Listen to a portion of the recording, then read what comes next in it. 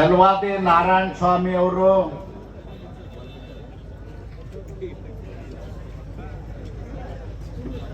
ಮಂತ್ರಿ ಪ್ರಿಯಾಂಕಾ ಖರ್ಗೆ ಅವರಿಗೆ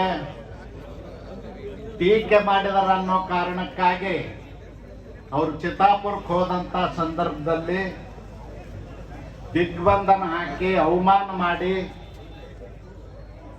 ಅವರಿಗೆ 6-8 ತಾಸುಗಳ ಕಾಲ ಹಿಡಿದಿಟ್ಟಿರ್ತಕ್ಕಂಥದ್ದನ್ನು ನಾನು ಮೊಟ್ಟ ಮೊದಲಿಗೆ ಖಂಡಿಸ್ತೇನೆ.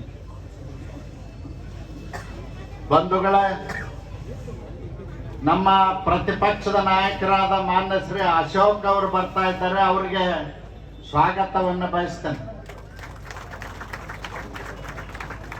ಬಂಧುಗಳೇ, ಕಾಂಗ್ರೆಸ್ನವರಿಗೆ ಸಂಸ್ಕೃತಿ ಇಲ್ಲ ಅನ್ನೋದನ್ನ ನಾನು ಒತ್ತಿ ಹೇಳಬೇಕಾಗಿಲ್ಲ. ಈ ದೇಶದ 140 ಕೋಟಿ ಜನರಿಗೆ ಗೊತ್ತಿರ್ತಕ್ಕಂಥದ್ದು. ಈ ದೇಶದ ಗೌರವಾನ್ವಿತ ಪ್ರಧಾನಮಂತ್ರಿಗಳಾಗಿರ್ತಕ್ಕಂಥ ಶ್ರೀ ನರೇಂದ್ರ ಮೋದಿ ಅವರಿಗೆ ಇವತ್ತು ಲೋಕಸಭೆಯಲ್ಲಿ ಪ್ರತಿಪಕ್ಷದ ನಾಯಕರಾಗಿರ್ತಕ್ಕಂಥ ರಾಹುಲ್ ಗಾಂಧಿ ಅವರು ಹೇಳಿದ್ರು, ಚೌಕಿದಾರ್ ಚೋರ್ ಹೈ ಅಂತ ಹೇಳಿ. ರಾಷ್ಟ್ರೀಯ ಅಧ್ಯಕ್ಷರು, ಕಾಂಗ್ರೆಸ್ಸಿನ ರಾಷ್ಟ್ರೀಯ ಅಧ್ಯಕ್ಷರಾದ ಮಾನ್ಯ ಶ್ರೀ ಮಲ್ಲಿಕಾರ್ಜುನ್ ಖರ್ಗೆ ಅವರು ಹೇಳ್ತಾರೆ, ಈ ದೇಶದ ಪ್ರಧಾನ ಮಂತ್ರಿಗೆ ವಿಷಸರ್ಪ ಅಂತೇಳಿ ಹೋಲಿಕೆ ಮಾಡಿ ಮಾತಾಡ್ತಾರೆ.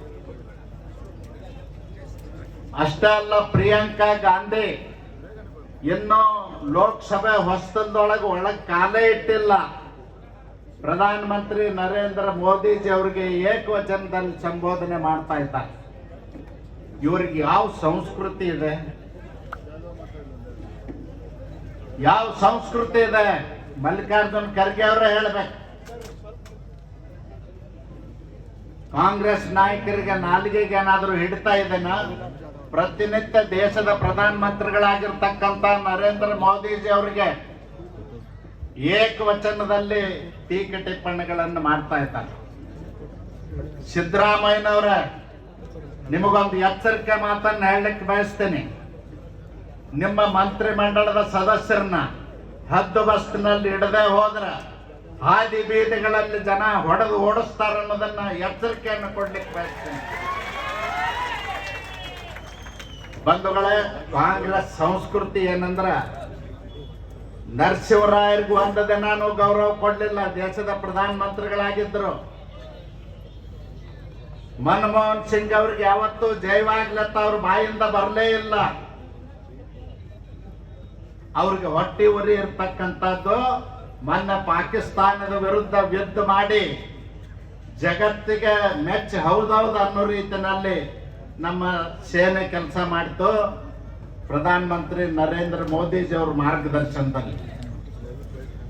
ಅದಕ್ಕೆ ಕಾಂಗ್ರೆಸ್ ಅವ್ರಿಗೆ ನಡುಕ ಹುಟ್ಟಿದೆ.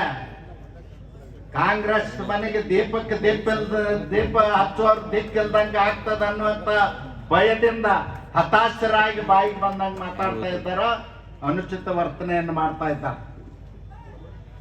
ಬಂಧುಗಳೇ, ನಿಮಗೆ ನಾನು ಹೇಳಲಿಕ್ಕೆ ಬಯಸ್ತೇನೆ, ಇವತ್ತು ಕಲಬುರಗಿಯಲ್ಲಿ ನಿಂತು ಹೇಳ್ತಾ ಇದ್ದೇವೆ, ಪ್ರಿಯಾಂಕಾ ಖರ್ಗೆ ಅವರ ಈ ಭೂಮಿ ಮೇಲೆ ಸೂರ್ಯ ಚಂದ್ರ ಇರುವವರೆಗೂ ಭೂಮಿ ಒಡೆಯರು ನಾವೇ ಅಂತೇಳಿ ತಾಮ್ರ ಪಟದಲ್ಲಿ ಬರೆದಿಟ್ಟುಕೊಂಡಂತ ಆಳ ಅರಸರು ಹೇಳಿ ಅರಸರಿಲ್ಲದೆ ಹೋದ್ರು. ಎಲ್ಲದಾರ ಆಳ ಅರಸರು? ಹೋಟೆಲ್ಗಳಲ್ಲಿ ಕಪ್ಪು ಬಸಿ ತೊಳೆಯುವಂತ ಪರಿಸ್ಥಿತಿಗೆ ಬಂದಾರ. ನೀವು ನೆನಪಿನಲ್ಲಿ ಇಟ್ಕೊಳ್ಳಿ, ಅಧಿಕಾರ ಶಾಶ್ವತ ಅಲ್ಲ. ಪ್ರಜಾಪ್ರಭುತ್ವದಲ್ಲಿ ಆಡಳಿತ ಪಕ್ಷ ಮತ್ತು ಪ್ರತಿಪಕ್ಷ ಟೀಕೆ ಟಿಪ್ಪಣಿಗಳನ್ನು ಮಾಡತಕ್ಕಂಥದ್ದು ಪ್ರಜಾಪ್ರಭುತ್ವದ ಸೌಂದರ್ಯ ಅನ್ನೋದನ್ನ ನೆನಪಿನಲ್ಲಿಟ್ಟುಕೊಳ್ಳಿ. ಅದನ್ನು ಬಿಟ್ಟು ಗುಂಡಾಗಿರಿ ಮಾಡಿ ಹೆದರ್ಸ್ಲಿಕ್ಕೆ ಪ್ರಯತ್ನ ಮಾಡ್ತಾ ಇದ್ದೀರಾ. ಹೈದರಾಬಾದ್ ನಿಜಾಮರು ಯಾವ ರೀತಿ ಹಿಂದೆ ನಮ್ಮ ಜನರನ್ನ ಹೆದರ್ಸಿ ಬೆದರ್ಸಿ ಜೈಲಿಗೆ ಹಾಕ್ತಿದ್ರು, ಆ ರೀತಿ ಮಾಡ್ಬೇಕಂತೀರಾ? ಕಲಬುರಗಿ ಜಿಲ್ಲೆಯಲ್ಲಿ ನೌಕರಿ ಮಾಡ್ತಕ್ಕಂಥ ಅಧಿಕಾರಿಗಳಿಗೆ ನಾನು ಕೇಳ್ತೇನೆ, ಪೊಲೀಸ್ ಅಧಿಕಾರಿಗಳಿಗೆ, ನೀವೇನು ಸರ್ಕಾರದ ಅಧಿಕಾರಿಗಳು ಏನು ಖರ್ಗೆ ಅವ್ರ ಮನೆ ಜೀತದಾಳಗಳು? ಮಾನ ಮರ್ಯಾದೆ ಇಲ್ಲ ನಿಮ್ಗೆ? ಒಬ್ಬ ಪ್ರತಿಪಕ್ಷದ ನಾಯಕನ್ನ 6 ತಾಸು 8 ತಾಸು ಹಿಡಿದಿಟ್ಟಾಗ ಕೈ ಕಟ್ಕೊಂಡು ಮುಂದೆ ನಿಂದಿರ್ತೀರ ಅಂದ್ರೆ ನಿಮಗೆ ನಾಚಿಕೆ ಆಗುದಲ್ಲ? ನೀವು ಕಾಕಿ ಬಟ್ಟೆ ಹಾಕ್ಲಿಕ್ಕೆ ಅಯೋಗ್ಯರು ನೀವು. ನಿಮಗೆ ಮಾನ ಮರ್ಯಾದೆ ಇದ್ರೆ ಕಾಕಿ ಬಟ್ಟೆ ಕಳೆದು ಅವ್ರ ಜೊತೆಯಲ್ಲಿಂದ. ಅದಕ್ಕೆ ಬಂಧುಗಳೇ, ನಾನು ಈ ಸಂದರ್ಭದಲ್ಲಿ ಹೆಚ್ಚು ಸಮಯ ತಗೊಳ್ಳೋದಿಲ್ಲ, ಯಾಕಂದ್ರೆ ಇನ್ನೂ ಮಾತನಾಡ್ತಕ್ಕಂಥವ್ರು ಜಾಸ್ತಿ ಜನ ಇದ್ದಾರೆ.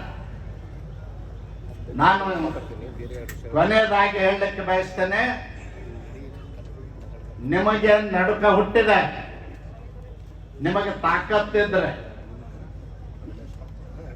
ನಮ್ಮ ಚಲವಾದಿ ನಾರಾಯಣ ಸ್ವಾಮಿ ಅವ್ರಂತೆ ನೀವು ಎಲ್ಲರಿಗೂ ಮಾಡ್ತಾ ಇದ್ದೀರಿ, ಒಬ್ಬರಿಗಲ್ಲ. ಸಣ್ಣ ಸಣ್ಣ ಕಾರ್ಯಕರ್ತರನ್ನ ಗಡಿಪಾರು ಮಾಡ್ತಾ ಇದ್ದೀರಿ, ಕೇಸ್ಗಳನ್ನ ಹಾಕಿ ಹೆದರ್ಸ್ತಾ ಇದ್ದೀರಿ, ಹಿಂದೂ ಕಾರ್ಯಕರ್ತರನ್ನ ಕೊಲೆ ಮಾಡಿಸ್ತಾ ಇದ್ದೀರಿ.